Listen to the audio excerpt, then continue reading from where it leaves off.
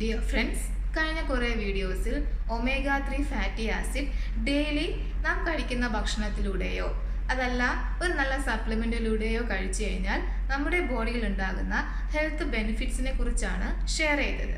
ഒരൊറ്റ പോഷകം കൃത്യമായി എടുക്കുന്നതിലൂടെ ഏതെല്ലാം അവയവങ്ങളിൽ എന്തെല്ലാം മാറ്റങ്ങൾ കൊണ്ടുവരാമെന്ന് വളരെ ഡീറ്റെയിൽ ആയി പറഞ്ഞിട്ടുണ്ട്.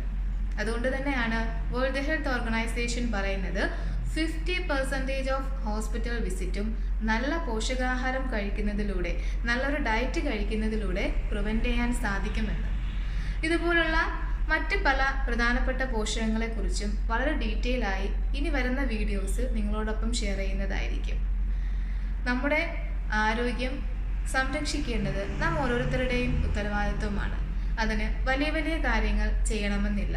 ചെറിയ ചെറിയ കാര്യങ്ങൾ കൃത്യമായി കൺസിസ്റ്റൻ്റായി പ്രാക്ടീസ് ചെയ്താൽ മാത്രം മതിയാകും.